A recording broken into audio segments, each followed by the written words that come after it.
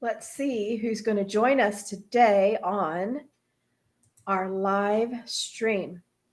Hey guys, hope everybody's doing all right. We're so excited for you to join us. Yes. Everybody file in. File in. Everybody come in, take a seat. Join us at the table. Yes. Thanksgiving week. Amanda, ham or turkey? Deep fried turkey. Oh. Deep fried that's turkey. How we do it. That's how we do it here in Texas, right? It is. Oh my goodness. So we had a Friendsgiving over the weekend, and literally somebody had never had deep fried turkey. And we did not make it for Friendsgiving. I can't do turkey twice in a week. I can't. It's too much. Yeah. But they did not know about deep fried turkey. And now I'm really sad that we didn't do a deep fried turkey. Yeah. It's really good. It's really good. I think I've had it once, and it wasn't me that did it. Somebody else did it. But we're doing ham and turkey because we're indecisive and we like to eat. Same. Yeah. Yeah, exactly. Yeah. And then we like all the sides. And I'm a sides person personally. So, and this may be a conversation we get into later on with our guests. Yeah. We'll see. Okay. This year, just very quickly while we're letting everybody come in, I was like, can we limit our sides this year? We normally have like 15, 20 sides. I was like, can we limit that? So we're going smaller scale this year. No, this is supposed to be abundance. It's supposed to be about abundance. It's not a holiday for smaller scale. But we only have like 8 people in attendance, and 6 of those live in my house. And so leftovers. I don't want that much leftovers. I get tired of eating it. And then you freeze them. No, we don't freeze our already cooked food. I don't know how. Nobody taught me how to do that. And the only thing I know how to really do that is with meat. Okay. We need to chat. I want to learn how to can. I want to learn so many things, but that's a conversation for another day. You need to come. You may need to come visit this summer, but for right now, we're going to roll the intro. Done.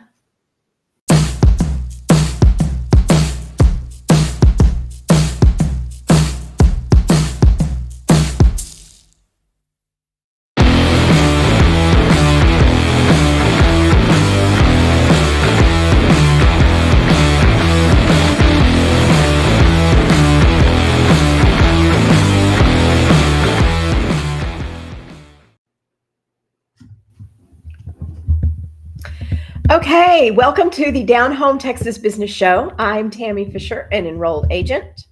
And I'm Amanda Adams, CPA. And that's Amanda. That's Amanda Adams. So today for episode 3, this is our Thanksgiving episode. And, wow, I'm using my microphone. My microphone's falling over. And we have a very special guest for you guys today. Someone who's very appropriate for a Thanksgiving episode. I think. Me too. Because he's someone who has taught me a lot about being thankful and a lot about being gracious. Let's put it that way. And I can say the same, but I would also add purposeful. I think that one of the things that he has definitely taught me is how to be very intentional and purpose-driven. Agreed. So, without further ado, let's bring him on. Yay! You ready? Yes, I'm very excited. So excited. Ladies and gentlemen, this is our friend and professional encourager, William Garay Jr. Thank you. Yay! We don't have sound effects, so we have to make them ourselves. So humbled to be here. Really, thank you. That's so. We are so happy to have you. Man, it's been quite a journey. Thank you. So, for those who don't know you, William, tell everybody a bit about yourself and your journey and how you came to be where you are today with Charlie Mike. All right.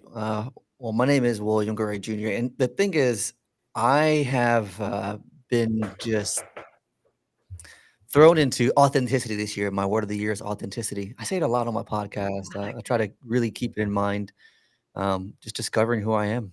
And spent 13 years in the United States Army. I learned a lot through that. I was an infantryman, paratrooper, jumped from airplanes, did the combat tours and all that jazz.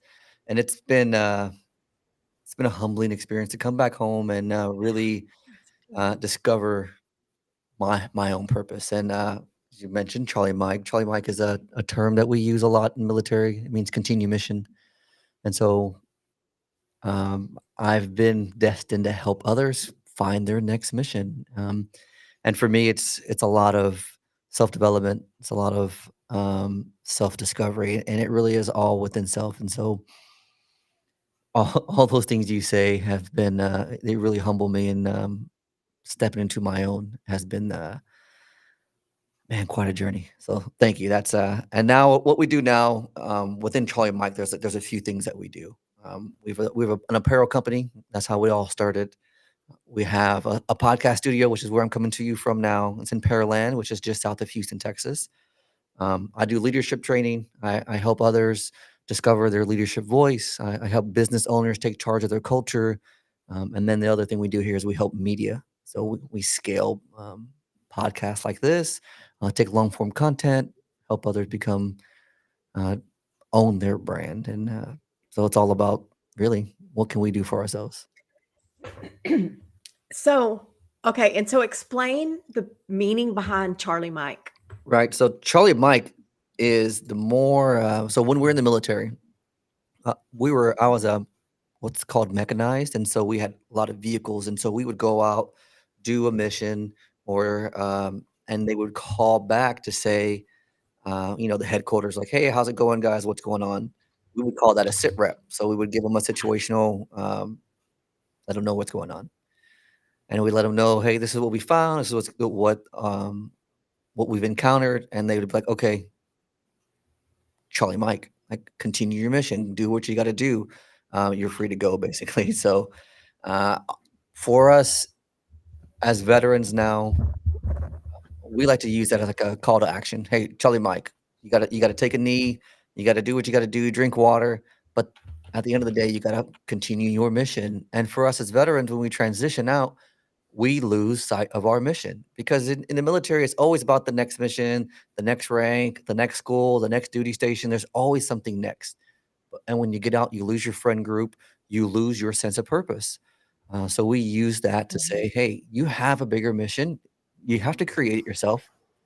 You have to define it. But um, Charlie, Mike, find the next one. Let's get going together. It's okay to not be okay, but it's not okay to stay there. I love that. I love that. I Me, remember when we first met, and it's been a while. But I remember you explaining that to me, and to me that was so meaningful. My husband was military, Oh, and that just continue mission. It meant something to me. So I love that. Love that. I learned it last week when we were prepping for this show. I had no idea. I think, like for me, that's been one of the hardest things is knowing my mission. mhm. Like, where am I supposed to be going? And Tammy and I talked a lot when we were prepping who our first guest would be, and for this episode, in what you've done for us and what you've taught us. So, can we humble you a little bit more? Like, I know you all like you handle it so Oh, graciously, man. but I mean, we just want to like, can we throw out what you've done for us? Yeah, I would love to hear that, and it's funny, Yeah. what was it? It was like it was last week, they say, "How do you humble somebody? You humiliate them." Yeah, that's the humbleness. No, No no, we're humiliation. building you up. We're building you Oh, up. No. really? No No humiliation. humiliation here, I promise. No. Okay, Tammy, you want to go first or can I? You go first. Okay, You go so first. my biggest thing that you've taught me is really intentionality and being purposeful. But the biggest way you taught me that was when we talked one on one, it was, well, what do you want? And a lot of my examples were, well, I don't want to be. And you really were like, shift that mindset at what do you want to be? Stop being everything you don't want to be and figure out what you do want to be.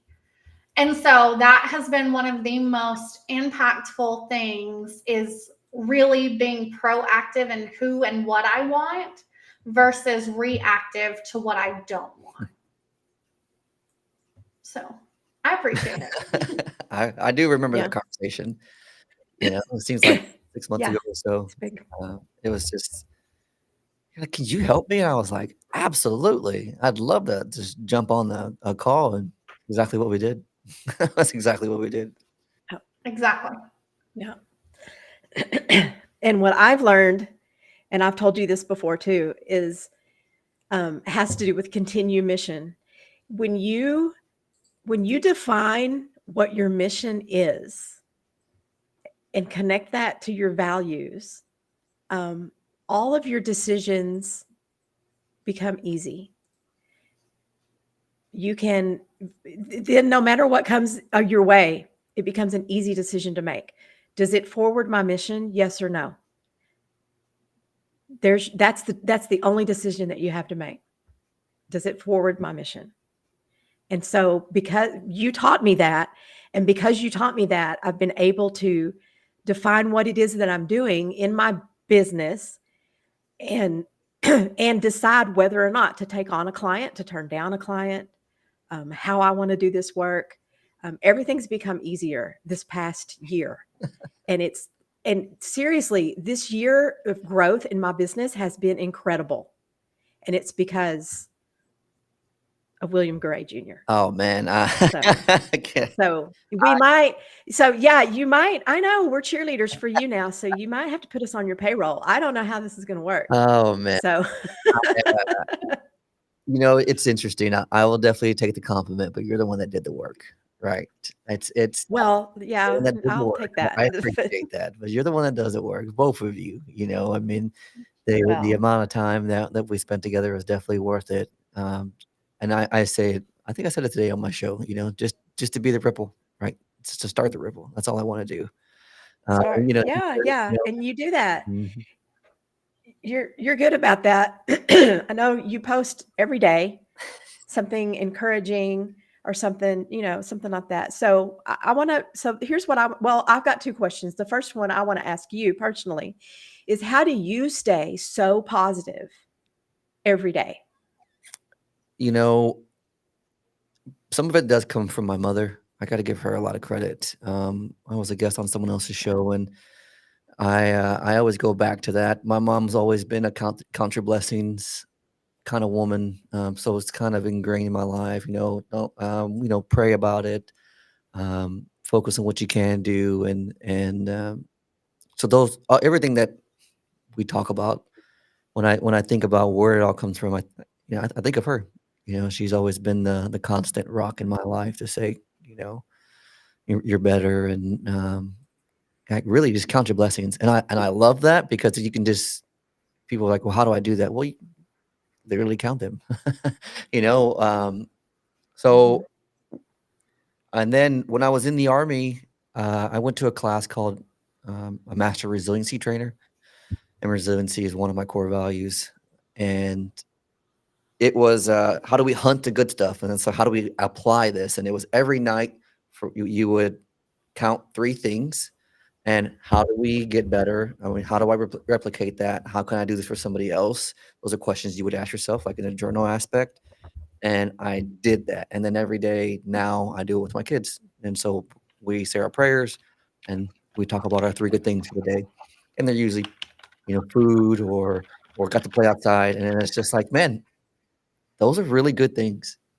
And if I can just sit back and remember those 3 good things, like ending my night on that and waking up with gratitude and being very purposeful, it's that's how I've been able to continue to do it. You know, and then learning all the lessons, like there's no hardships, there's no failures. Failures is made up, and so is success. And I'm like, just getting different perspective on that. I think failures are amazing things, because it just provides us more opportunities to learn. And the next day is, okay, well, what can I do better with that? Yeah. I love that. Like, that's amazing. Okay, so he says it and it sounds so simple, guys. I promise. He tells us the same things like on our one-on-ones, and I'm like, yeah, but how do I do that? And so when he says literally count your blessings, he really does mean it. Write them down, number them. So that's one of those things that I think. Amanda and I, we have this thing. We have a little coffee chat group that we meet in on Thursday mornings, and William is part of that. Yeah. And we have this kind of an inside joke that William doesn't. He's kind of strong and silent in that group, and he doesn't say a whole lot. But when he does speak, you better listen because he's gonna. Oh my God. Because he's going to drop some nuggets of wisdom or some truth that needs to be said. And just like you just said, man, something about you, man. You're a guru. Yes, I agree. I could call him a guru. I second that. New name.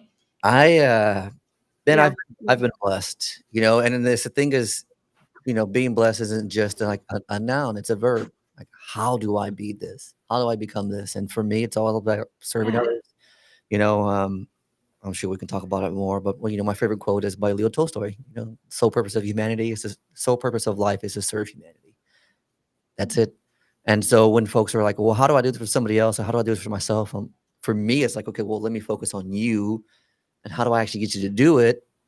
I talk about your kids, because that's how I know I do it. It's easier for me to do it with my kids than to do for myself. So you know what? I'm gonna start with them. I'm gonna do it for them. Dang, I can't tell my kids to do this if I don't do it. And it's the same thing like the shows or being able to give advice. I can't give advice if I don't give it, if I don't take it. I can't give advice if I'm not actually performing it.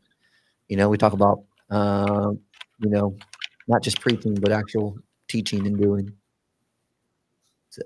Oh, so important. I have been having that conversation like so much over the last few weeks of like, you can put all the things in, you can write down all the things, but if you don't move towards them, like what you're wasting your time. Like you have to be actionable with the things you want. So I love that you remind us to do that. You remind me a lot to do that. So good. So tell us. Oh, I'm sorry.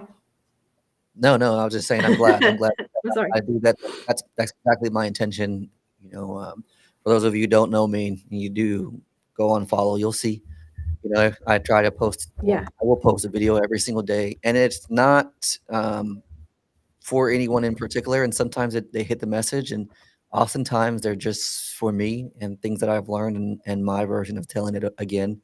Always try to credit the original authors and stuff, but there's just, I've read a lot of books and that's what life is. Life is completely a remix. I can say the same thing that somebody else says in my way and it'll be completely different. You may have heard it 100 times from somebody else, but hopefully for me, it's a little different and that's what you need to hear. Because it's the same thing for me, like, again, going back to where I got it from, my mother literally told me to count my blessings. My grandmother was the same way. But it wasn't until I got into the Army and I took that class that was like, hey, this is how you do it. Make sure you count your 3 good things for the day. And I'm like, okay, well, how do I teach a brand new private that's 18 years old, coming from, who knows what kind of background they're in, to hunt the good things? Because, it breeds optimism and it allows you to have a positive outlook and it makes you more resilient for the bad stuff. And I'm like, oh, this is how you do it. Again, it's the same thing that my mom told me. It's just was by someone else. Somebody else said it this way, and I was able to apply it. So I'm like, maybe I can be that catalyst for someone else to do that. If I just keep saying it, somebody else will catch on. They're catching on. Yeah. They're catching on. We are definitely in your following and have seen how helpful it is. Awesome. Thank you, lady. So So Amanda and I, we work with small business people. Yes. So do you, because I know you do a lot of work. So you do a lot of work with veterans, right? Yes. Is that Mhm. part of the mission of Charlie Mike and Continue Mission? Correct. So so tell us about that in particular, and what you do with veterans and how you help them transition. So Charlie Mike all started with my business partner Raul, and it started in 2000 and I believe it was 18. Excuse me. With an apparel line, like making T-shirts that are motivating to continue the mission. Because Raul himself, and he can share the story better than I can, but he's 4 years sober. He ran into some trouble post-military, and was forced to go sober. But when during the downward spiral and the drinking, like there was a song called Charlie Mike by a veteran rapper that he would listen to on repeat, and it really helped him out of there. And he's like, I don't want any other veteran to feel this way. And so that's the same models that we kind of bring into all that we do here. Like we're here to continue to be that hope for others, because the transition out sucks for everybody, and then we're all transitioning at one point or another. I just feel like the military is very extreme. Like, the stress and the combat and the moving, it's very extreme.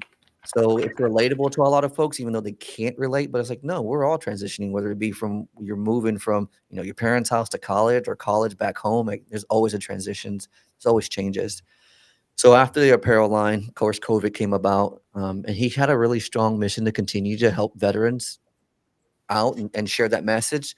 And so he started podcasting from his closet. Um, and it started reaching folks more and more. And by the time him and I met, we when I was on his show, it was just like a great partnership. Obviously, I'm a little more outgoing, extroverted. He's very introverted. I used to work at a nonprofit, so I brought on all the people that I know, and we still do, to share the story of not just how we transition, but what it's like on the other side. And it's very intentional with trying to bring on female veterans, veterans who are from the city or from the country and from different parts of the world, who don't look like your, typical veteran that you may see or you may think is that. And we share that story. And as we've gotten more popular, of course, it helps us sell merchandise, but we've been able to share that story. And Raul and I, we're both debt free, so we don't have a need to, you know, uh, take a lot of money from the business. I mean, but it is important to take money from the business, but we don't have that need. So it's always about reinvesting into the business. How do we scale? How do we grow? And then be able to, how do we give back?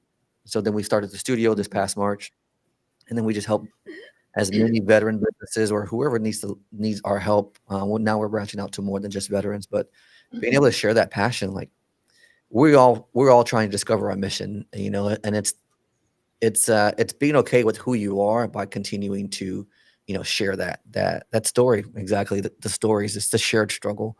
We're all humans. Nobody's perfect, and we're just trying to share stories to let others know, like, this is how we all get better collectively. Yeah. Yeah. Is that all? So we did a show, I think it was last week, where we were talking about business statistics. Oh, I didn't mean to do that. We were doing business statistics. And one of the statistics that we saw was, I think in the state of Texas, that small business owners in the state of Texas that are veteran owned are like right at about 6%. Why do you think that number's so low? We were really surprised at how low that was. It's one of the reasons is because veterans don't self-identify. Uh, so Oh, okay. what that means is, I mean, you wouldn't know I'm a veteran unless I told you, right? Uh, Unless you take, yeah, right, yeah, that's right. true. So You're right about, yeah, yeah. I don't know. There is a stigma about getting help, or branding. Yeah, That's another yeah. thing. Branding is being able to show other folks that we're a veteran-owned business. I mean, my wife and I, we've had a shaved ice business for 3 full years now, and we just got a banner that says we're a Yeah. veteran-owned business. What? I Yeah. don't know. There's extra steps, there's extra steps you got to take, paperwork you got to file, and it's just like I'm more interested in just operating. Like we all just want to get started, and then to actually go and do it. And then sometimes it's not. It's like there's many different ways that the state of Texas has a veteran-owned business one. And then the VA has another one, and then you could be a disabled veteran, service disabled veteran, a DVSOB, or there's a lot of different acronyms that you can go after. And it's like, it's just so difficult. Like, is it worth my time to go do this? Or I can just say I'm a veteran-owned business and not be reported, right? So, and that's the other thing, depending on what statistics That is true. depending on what statistics you look at, or where you're pulling it from, that's their numbers, because those veterans did the process to say, I'm a veteran-owned business. There's a chamber here in Houston. They're phenomenal. They're called the Houston Regional Veterans Chamber of Commerce, that we're members of. And I believe their statistic was closer to 10%. 10% of small businesses are veteran-owned business. Okay. Okay. That's a great question. Which is better. Yeah. Yeah, exactly. It is better. They have an interactive map, so I'm always going to plug them whenever you guys can. And it's just houveteranschamber.org. It's you could go on there, and they actually have a map of veteran-owned businesses. Now they will have symbols that are actual chamber members. But if you're just a veteran-owned business and you want to get on somebody's map, like there's a map right there. Not every veteran-owned business is part of that chamber, but they're very focused on growing, especially the city of Houston's awareness of climate. So there is a scale, I guess. And Houston was ranked number 12 at one point for the best cities for veteran-owned businesses. And then since the chamber's been around, they've been around 2 years. We're number 5 now. Oh, wow. Yeah. And it's little things like Wow. having veterans be identified. They for 2 years now, they've done a veteran-owned business expo. And there's a lot that goes into it. The city's on board now, the city of Houston, of allowing or bringing more awareness to veteran-owned businesses, because there's a lot of benefits of being a veteran-owned business, and doing business with a veteran. Okay. Yeah, that does make a lot of sense. Okay. I hadn't We thought were about that. wondering, we pointed that statistic out. We were very, that's a great explanation, because it does make a lot of sense to me. Yeah, it does. It does. I mean, well, and to us, to us on the outside looking in, we think, well, of course you want to declare yourself as a veteran-owned business. Why wouldn't you? Mm-hmm. But the Because barrier we to want to support our veteran-owned businesses. That's what, we want to throw our business your way. Yeah. But I can see how, but I know a lot of veterans who don't want that, or not that they don't want the support. It's just that they don't want to crow about it, or they don't want to. Yeah. You get what I'm saying. It's just, hey, I was a veteran. It's what I did. Now I'm ready to move on. Yeah. I mean, Rollo and I have talked about it too. For us, it's like, well, I'm more than just a veteran. And I'm a lot of things. I'm more than just a veteran. Or, for us, it's like, for us, part of the reason why we make the shirts the way we do is because we want to break that stigma of a disgruntled veteran. No, there's veterans out here that are succeeding, very, very successful. None of us, I'm tired of being disgruntled. That doesn't serve me. And so a lot of the shirts you find on our site are just that, optimistic and like just for the day, very day by day, like, we're going to get better. There's a lot of veterans that are doing that too. But I was going to say, one of the things that veterans don't understand is, or one of the perks to making sure you are a designated veteran-owned business, is that we're a minority-owned business. Veterans are historically underserved businesses, right? The HUD. There's a lot of benefits to going that route, because when it comes to like diversity and of contracts, like you're not that you're on a list, but folks are going to want to do business with you because you help meet that minority-owned business. Yep. Mhm. There are benefits There are to benefits. working with minority-owned businesses. There are. Yes. Mm-hmm. Okay, so if we were going to talk about We obviously work with all types of small businesses, not only veteran owned, but what is it that you would tell somebody if they are looking to find their core values, they're looking to find their mission, like, and they don't have a you who they have a coffee chat with on Thursday mornings, where would they start? Like, what does that look like? Where do you take the inventory? Where do you take the stock to figure out what's important to you? So for me, I did the Dare to Lead program with Brene Brown, and that really helped hone in my values. And put a name to them.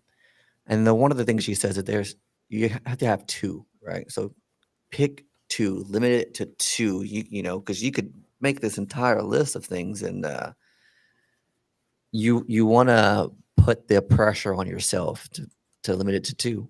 And so, actually, if you go to her website, that's where I would suggest you go, Brene Brown.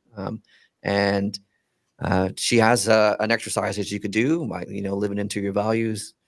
And so I went to the Dare to Lead class with a good friend of mine. She's on my LinkedIn, or she's one of my mentors, but now she's a good friend of mine. Her name's Joni D. Goodman, and she gave a class to the nonprofit I was at, and we've just really become friends over the last couple of years. And so she this is what she was doing. Like, this is how you live into your values. This is how you build trust. This is how you become vulnerable. So a lot of things that you see is part of it as a byproduct of that. I digress. So if you're looking for where to start, you start with just two. Which two can I point to, and then how do I relate those into my life? So for me, it's number one was family. Like, okay, what does that mean? How do I define that? For me, in my terms, it's family is treating others like they're a part of my family. And my best example of that is when I was in high school. I had a really good close friend. His name is Orlando, and he was like a brother to me. I don't have any brothers. We joined the army about the same time, and then in 2008, Orlando was killed in Iraq, and we served together. I'm not in the same unit, but we were around each other. I've always kept in touch with his family, and his sister is Jelly, and she is like 7 or 8 years younger than I am. But we have always kept in touch on Facebook. Of course, I live in Houston. At the time, she was living in New York. Well, Jelly reached out to me 3 years ago, said she was moving down to Houston. So we linked up, and she came to visit me once, and now Jelly lives, moved to Friendswood. She was like, I really enjoyed being around your family. Can I move closer to you guys? I was like, absolutely. So for me, it's not about just saying, yeah, treating people like family. It's like beyond that. And so for family, for me and my values, family is one of my core values. It's going above and beyond to say, yes, this person, you know, putting me in their shoes, like how would I want them to be treated? And Jelly and I have actually have a really good, close relationship now. She's a part of our business. Um, she's a godparent to my kids, and for me, that example is what my core value is. And so for you, if you're looking like, how do I start this value? It's like, how do you name it? What's an example of my life on how I use it, and how do I put it into practice? And so for both of you, I hope you can see that, like in our interactions, that it's for me, family is a very, very difficult thing because you're always going to have hardships, and so it's like loving you through that hardship. Like, yes, it's going to be difficult, but we're family. I'm not going to turn away from you. So it's not just a core value of like, well, my family is important to me, but how do I put this into action? How do I say, you brought it up before, Tammy. If I have choices and it's between my family or work, it's easy to say, no, family's my core value. It's easy. If it's going to take me away from that, Right. then it's a no, So that's kind of how you put your core values into perspective. Oh, wow. Yeah. Oh. See, he makes it easy. I mean, it's simple. I don't know that it's He makes it easy. simple. Yeah, there you go. I think Okay. Yeah. that Better. it's great because it's simple, but holding true to our values is not always easy. Mm-hmm. No. And you said a key statement that you made there was that you have to put them into practice. It's one thing to state them. I mean, anybody can state, oh, my core value is this, my core value is that, but you have to put them into practice every day. So they have to connect with what you're doing. They have to connect with the work you do and your actions. Right. So And then that's in your that's business, alignment. oh man, yeah, alignment. And when you're and in your business, it's you want words that matter. You know, like, Yes. and she'll say like integrity. Like everybody uses integrity, but what does it actually mean? But if you can What does it define mean? it, if you can define it and put actions behind it to say, this is what it means, this is how we exemplify that within our business, your clients are Right. going to know, and I Right. think I know that's one of the values that I've brought into our business is even Raul, my business partner, so he's the godfather to my kids, and it's just like I want folks to know that this isn't they're not blood, but I've chosen them to be part of the family. And so when a client comes in, I want them to know like it's not just like, hey, you're part of the family, and this is the family discount. Like, no, I care more about more than just what this product or this service that I offer you is going to give you. Like, how is it going to help your overall picture? It's more than just branding. It's Mhm. more than just podcasting. Like, because you're a small business too, and you want to provide for your family. Is this serving you correctly? And if it's not, then maybe I'm Mhm. not the right person for you. Let me make a recommendation because I know other folks within the business that would fit you better. Like if it's just a transaction for you, then it's not worth it to me. Oh, I love that. Yeah. We talk about that a lot Exactly. in the accounting world. We're very, very outspoken about we don't want to be transactional accountants. We don't. Yeah. We want relational um, business partners, and I do call them business partners. We want people who are invested, who value us, who we value for more than just money. I think when a lot of times when people say value, it automatically money. How much does it cost? And I learn so much more from people who disagree with me, and more from them than I could ever pay them for. So they help me kind of change, learn, grow, and adapt. So I love that. Yeah. Me too. Me too. Yeah, it That's it is that's difficult, because at the end of the day, we're all small businesses and we wanna operate, We all just wanna operate, we wanna get Mhm. into it. I did the same thing, a lot of us have. So it's taking the time like now or during the holidays to, you said it, get in alignment. What is it that I wanna see? Who is it that I am? And that's a difficult question. Who am I? What is it I wanna see? And what do I have for my family? And you know, if my core values are this at home, what core values do I have and want to see within my business? And it's not just business. If Mhm. you're watching this and you're an employee or you're working for somebody else, are your values aligned? Because if they're not, then it's going to be very difficult for you to really grow within that business because you're Preach. not committed to their Right. business. And I've seen it. Right. And I mean, I didn't always have a business. Same thing with the army. It's just like you can tell when a new leader comes in. You're like, I don't know if I really align with this Yeah. person. And what happens? There's always that brashness. Yeah. Yeah. We've talked a lot about that. And that's going to be something that we address in future episodes of our show. So, Definitely. um, is how to alignment is a big thing. That's a big. I think that's kind of a trendy word right now, but it really does mean something. So yeah, we talk about it a lot too. And for gives us, me big it comes thought. back to relationships and communication. We're all in relationships and at work, whether we're with our clients or our bosses, that relationship matters. It really does. Or our spouses, like, man, that relationship really matters. So it's a lot of it's the way we communicate with each other, how we interact with each other, and it's like, especially at work, I spend a lot of time here, or if I don't feel good, Don't get me wrong, we all got to make a paycheck. I get it, but it's like, is it really healthy for me? Is it where I want to be? Is it worth that? Your values Yeah. can help you tell you that right away. Man, something's off. Hmm. Maybe I need to look for someplace else, and that's Hmm. how it's helped me. Okay, Yeah, I think so so too. can I ask you, William, just kind of going back to your experience, where mental health, I feel like, is also one of those things that's kind of really picking up. I won't call it trendy, I won't call it a buzzword, but it's one of those things that we're definitely talking about a lot.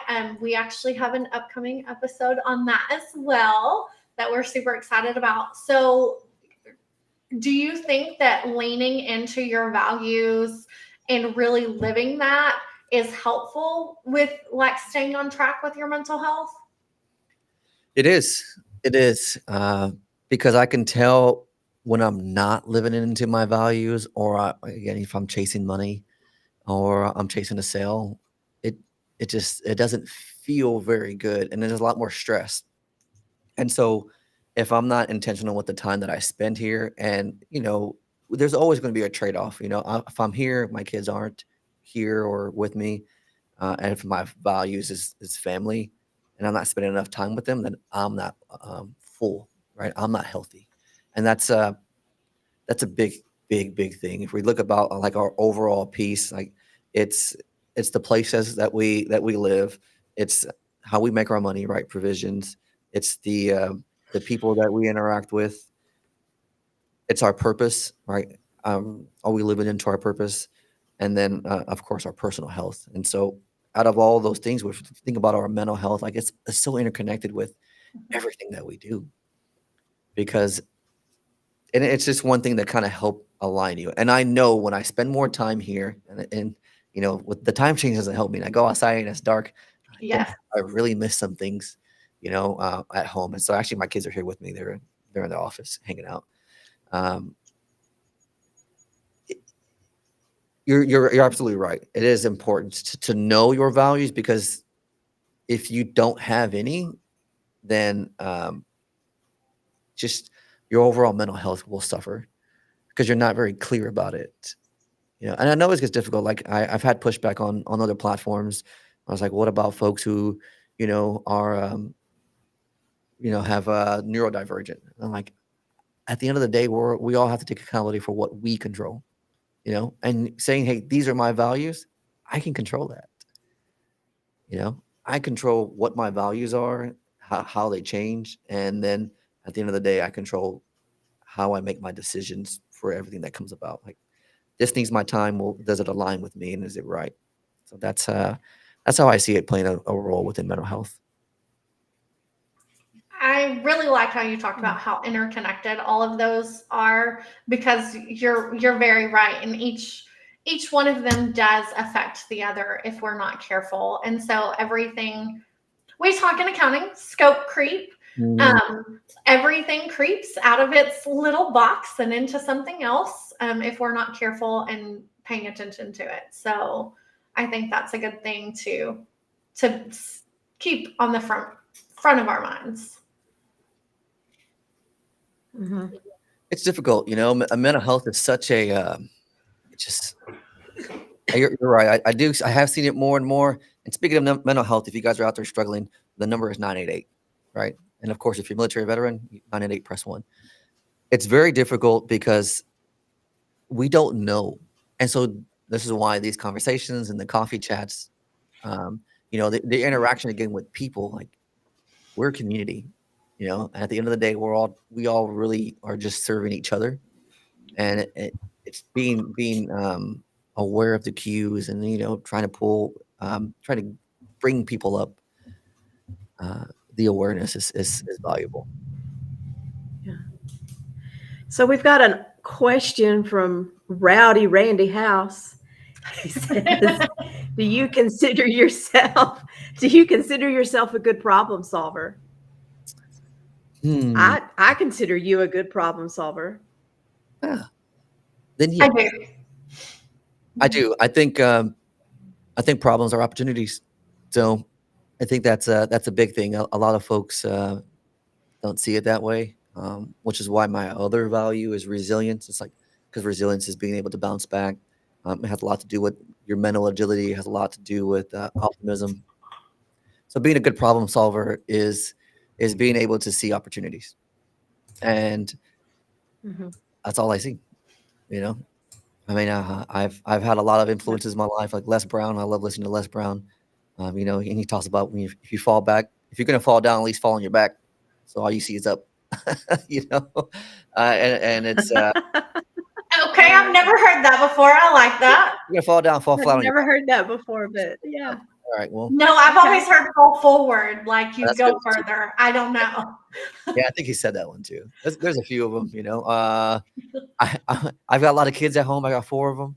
Who was it from Sing? The good thing about hitting rock bottom is the only way to go is up. Yep.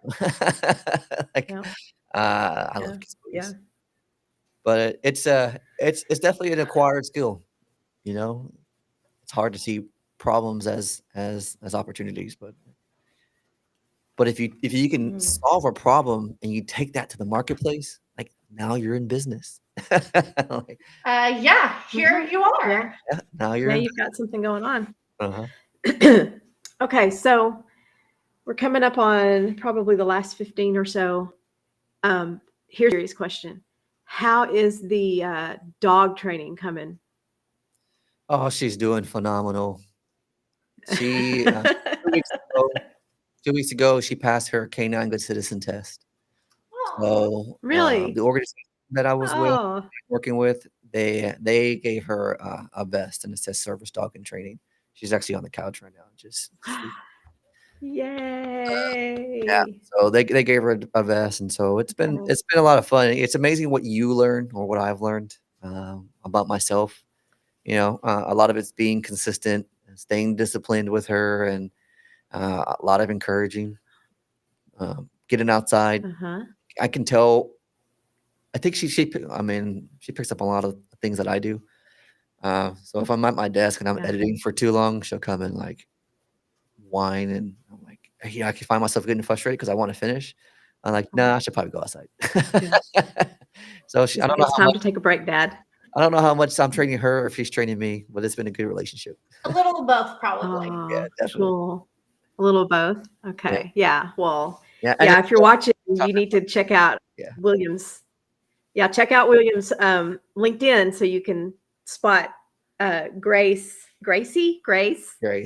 in some of the his videos. Yeah, Grace. She's the up and coming service dog trainee. That's right. That's right. It'll So be 8 months this yeah, week.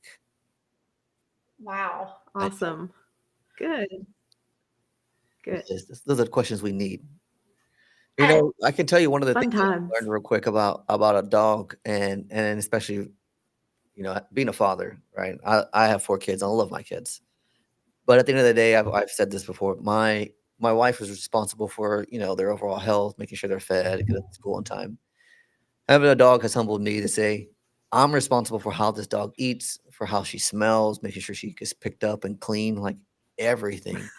You know, and so it's taught me a lot. It's taught me a lot about, you know, myself too, and I'm like, dang, you know, and it's the awareness that I have something else to care of, and you know, the way she interacts with people is all my responsibility. The way she gets in and out of the car, like I'm the one that is responsible for all of it. So I've learned a lot. a lot of responsibility. There's a lot of responsibility. A You know, lot of proud of my responsibility. kids, but I'm very proud of her too. The way she reacts, I'm like, she's such a good dog. Yeah. Okay, Randy's asking what kind of dog Grace is. She is a Doberman Pinscher. She's 8 Yeah. months. Doberman. I want to say she's full. I couldn't really tell you, but she did come from a breeder that I Yeah. purchased her. She's amazing. She's a really good dog. I've learned a lot about Dobermans too. Uncropped ears, so soft. Yeah. Oh. Yeah. Okay, so with Grace, can we transition kind of into talking a little bit about how important it is to ask for help or recognize that you need help, whether that's in your business, in your personal life, mental health, doctor, whatever that looks like. I'm made to help keep things tidy, like, how important is that to know your limitations and know when you need to be reaching out? I think it's an uncomfortable thing for a lot of folks to talk about and to do, because everybody wants to admit their faults. But I just did a podcast about one of my favorite books, The Go-Giver, and it's a little book about business. And one of the last steps and the hardest step that everybody has trouble with is the fifth rule, is being open to receive. Being open to receive. Like, it's easier for us to give. Everybody says it's better to give than to receive, and it's true. But at the end of the day, if I don't receive, then I am robbing somebody else of that joy of giving. It's like, oh my gosh, it was a huge epiphany for me. Like, I don't receive enough. And if I ask for help, then I'm allowing somebody else that joy of giving. Like, oh yeah, I can do that. And I'm like, and for me as a connector by trade, like, I love connecting folks. There's so many people out there that are better, at taxes or accounting than I am. If I were just to say, hey, could you tell me about this, or tell me more, like, it allows them to really shine. And that's one of the things I love about podcasting. And you'll see that too, right? I mean, y'all have been able to do this to me. Being able to ask questions and ask for their input and ask for help, like, people really shine when they're the expert in the field. And it's just like, yes.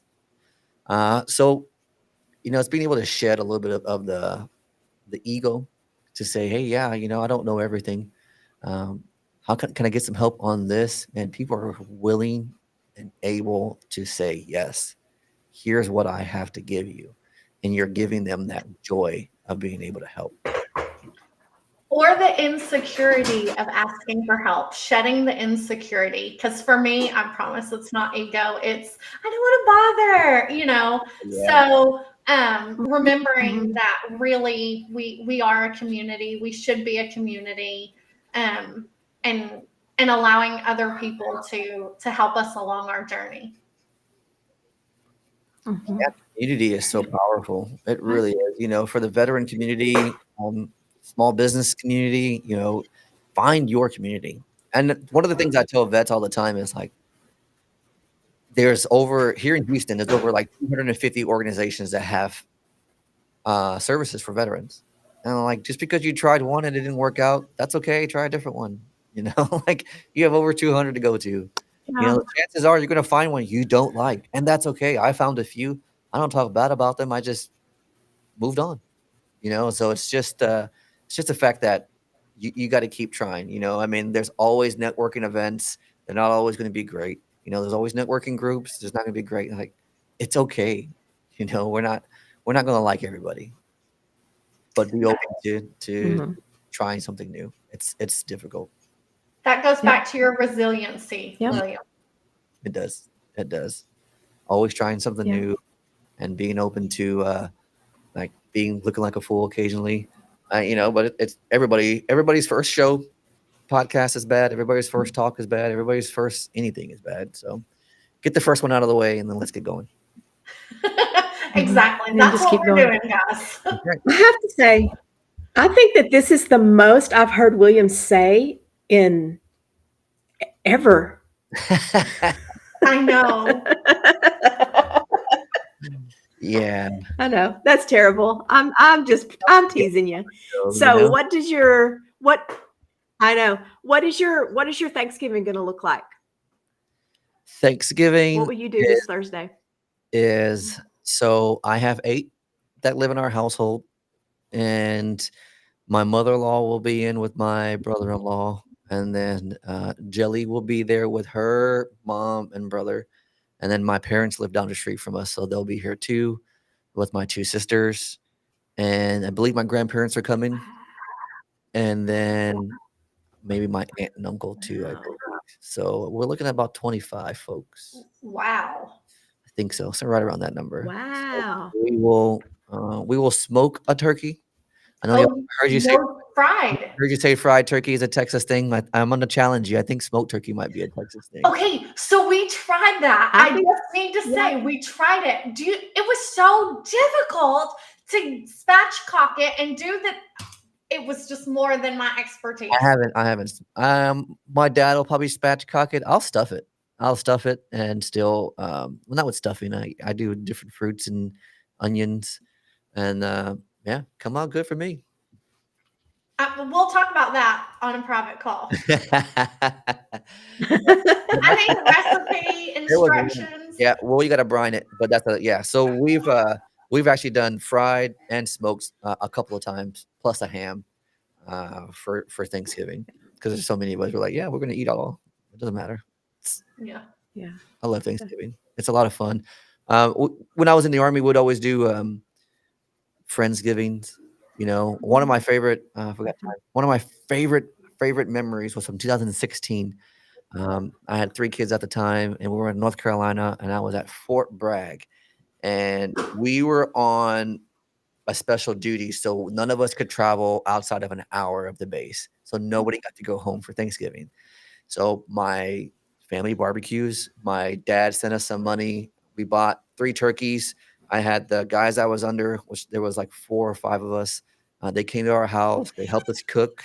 My wife made potatoes. We ended up buying some sides and some pies, and we had 19 soldiers come over to our house for Thanksgiving dinner. My kids, probably my Belle, my oldest, was 6 at the time. My son was 4. So they vaguely remember that one. That's probably one of their favorite ones, but that is my all-time favorite one because it was like, how do you make the most of it? You know, for me, like as a leader, that's like Yeah. my proudest moment. Like, how do you live those values? Like, that's it right there. Having Thanksgiving with a bunch of my poor wife, bunch of men, you know, just Yeah. eating, you know, and we had a blessing, and they each said what they were thankful for that year. So hopefully, I don't know how many of them still do that. Some of them still reach out occasionally, but man, that was a memory I'll never forget. Best Thanksgiving ever. Oh, Hmm. that's a good one. Yeah, That's that's a good great one. Yeah. Yeah. I like that. Very nice. So we always try to continue to do that.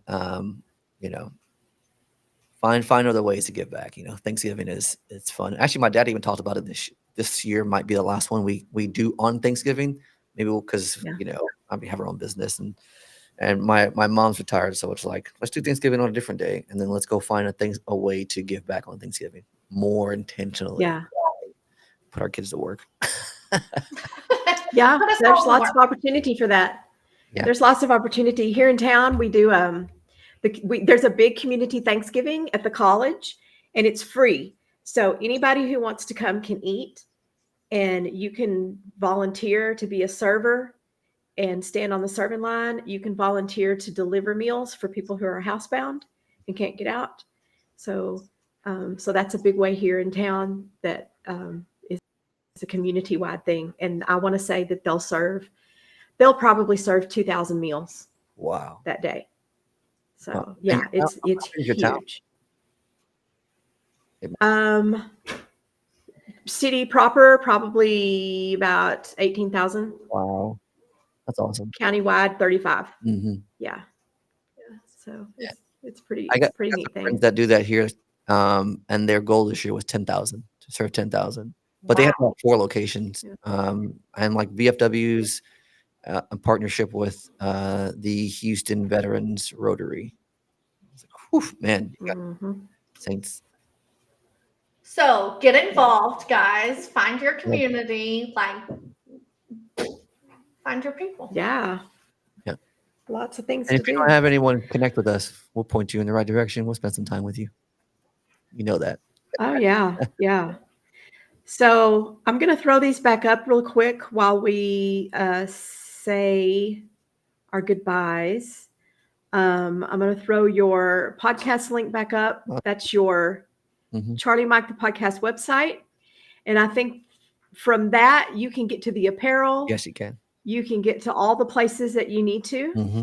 So everybody can go there and look at all the goods and connect with William there. I'm so happy you came on today. Yeah, thank you, ladies. I mean, We were so glad to have you. it is So funny. thank I did find myself talking a lot more, which is funny. We finally gave you a chance to talk. Yeah. I'm so used I know. to just listening. Yeah. You're a good listener, but you're a good talker too. Oh, So He you have a doesn't lot have of to good things talk to as say. much as us to say the important things. Maybe that's a lesson that we need to learn from him as well. Oh, thanks, William. Another lesson. Another lesson. Hey, what's the lesson? You got 2 eyes or 2 ears and 1 mouth, right? Listen I as me. think that my mouth hole is bigger than my ear holes. So My mustache is growing out longer, so I can talk more too. Yeah, I know. We didn't wear the mustaches today. no. I have them around here somewhere, but I don't know where they are. So I will. Maybe next time. Yeah. I'll grow mine in. It's supposed to be No Shave November, No, you're So. not. but I've been shaving. I've been cheating. William said no comment. No. Yeah. No comment right there. Nothing. No. All right.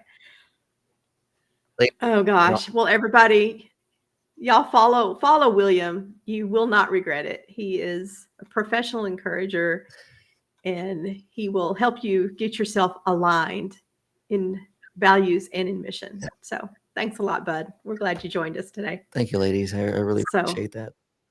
Thanks everybody Yeah. for coming along. Thank you. Yes, William. Thank you so much. We are so grateful to you. Yep. So everybody have a happy Thanksgiving, and we'll see y'all in 2 weeks. Bye, y'all. Bye.